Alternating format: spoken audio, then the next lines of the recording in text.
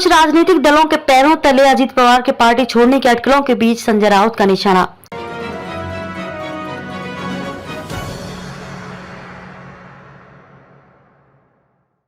NCP नेता अजीत पवार के party छोड़ने की अटकलों के बीच संजय राउत ने बीजेपी और एकनाथ शिंदे पर जमकर निशाना साधा है। जानिए उन्होंने क्या कुछ कहा है। आज महाराष्ट्र जो राजनीति में दोपहर तक ये चर्चा जोरों से रही कि अजीत पवार बीजेपी में शामिल हो सकते हैं, लेकिन आज अजीत पवार ने प्रेस कॉन्फ्रेंस कर सारी अटकलों को खारिज कर दिया। अजीत पवार ने साफ कहा कि वो एनसीपी को मरते दम तक नहीं छोड़ेंगे। इस बीच उद्धव ठाकरे गुट के नेता संजय राउत का भी बड़ा बयान सामने आया है। संजय राउत ने क्या कुछ कहा। संजय राउत ने कहा कि हम सभी महाविकास अघाड़ी के चौकीदार हैं, इसलिए हम महाविकास अघाड़ी को बनाए रखने और बढ़ाने की कोशिश कर रहे हैं। अजीत पवार भी इसमें है। संजय राउत ने पत्रकारों से बातचीत के दौरान बीजेपी पर भी निशाना साधा। अजीत पवार को लेकर जो अफवाहें फैलाई जा रही थी उन पर अब विराम लग गया है। अघाड़ी की एकता के लिए महाविकास का अत्यधिक महत्व है। सत्ता में बैठे कुछ राजनीतिक दलों के पैरों तले रेत खिसक रही है। वे महाविकास अघाड़ी में भ्रम पैदा करने की कोशिश कर रहे हैं। बीजेपी और शिंदे गुट पर लगाए ये आरोप।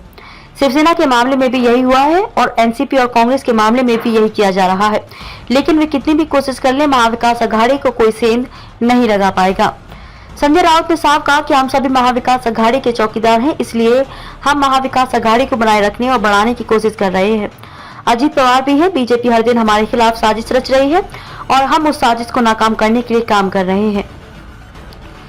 शिवसेना यूबीटी के सांसद संजय राउत ने मंगलवार को कहा कि एमपी मजबूत है और एनसीपी विधायकों के एक वर्ग के अलग होने की अफवाहों में कोई सच्चाई नहीं है।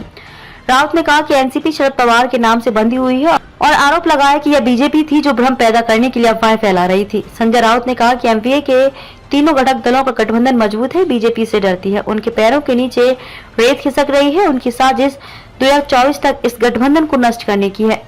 क्या शिवसेना इसलिए टूट गई क्योंकि कुछ विधायक शिवसेना से अलग हो गए? 20-25 विधायकों के हारने का मतलब यही नहीं है कि पार्टी बर्बाद हो गई है। राउत ने कहा कि निश्चित रूप से एनसीपी को तोड़ने की कोशिश की जा रही है। क्या पार्टी टूट गई? खबर आती है कि 40-50 विधायक दल बदलेंगे। ऐसी खबरें अंतिम सत्य नहीं है। मुझे यकीन है कि जो खबरें फैलाई जा रही हैं वे झूठी हैं। बीजेपी इन्हें हवा दे रही है। यह लोगों के बीच भ्रम पैदा कर रहा है, लेकिन ऐसा कुछ नहीं होगा। हमारी सारी खबरों को देखने के लिए लाइक करें और शेयर करें और बेल आइकन अवश्य दबाएं।